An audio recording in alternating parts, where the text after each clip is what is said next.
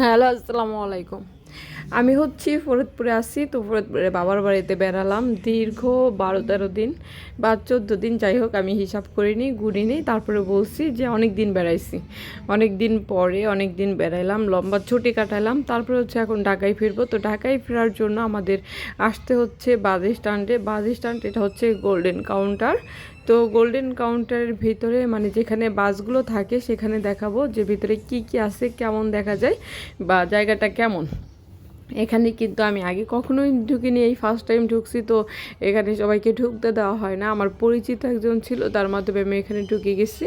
তো এখানে দেখেন অনেক সুন্দর সুন্দর কিন্তু ফুল গাছ আছে, মানে অনেক সুন্দর সুন্দর ভিন্ন ভিন্ন রকমের ফুল গাছগুলো লাগানো আছে। আর এখন শীতের শেষের দিকে, তো এই জন্য ফুল গাছগুলো দেখেন কেমন যেন মরাটে মরাটে হয়ে গেছে। আর এই যে দেখুন এখানে হচ্ছে পাতাবাহারি গাছ, ফুল গাছ, মানে একটা জায়গায় সুন্দর করার জন্য কিন্তু অবশ্যই গাছের প্রয়োজন। একটা জায়গাকে সুন্দর করার জন্য, সুন্দর দেখার জন্য অবশ্যই ফুল গাছের প্রয়োজন, গাছের প্রয়োজন। তো এই জন্য এখানে দেখেন মানে ফুল গাছের জন্য কিন্তু জায়গাটা এত সুন্দর। আর এই যে দেখুন মানে কত রকমের ফুল গাছ। আর এই যে হচ্ছে এখানে মানে বসে আছে লোকজন, সিকিউরিটি গার্ড। তো সিকিউরিটি গার্ডের যে কাছে তাই করে, সে হচ্ছে পাহারা দিচ্ছে। আর আমি হচ্ছে এই যে দেখেন আমার ছেলেরা কি করতেছে, আমার বড় ছেলেটা যেখানে যাবে সেখানে একটা করে আচার খাবে। তো ওর আচার খাওয়াটা হচ্ছে মাগজবি, ও খেতেই হবে, যেখানে যাবে সেখানেই পড়বে, ওকে পড়তেই হবে, ও পড়বেই। আর এই যে দেখুন যেখানে বাস স্ট্যান্ড থাকে এর সামনে, এই যে দেখুন এখান থেকে কিন্তু অনেক বাস, আর পিছনের সাইড দেখেন আরও বাস। এই যে দেখুন বাস কিন্তু অনেক সারি সারি বাস, এখানে আরোগুলো বাস ছিল, সেগুলো হচ্ছে বের হয়ে গেছে, এক এক করে বের হয়ে যায় সকাল থেকে।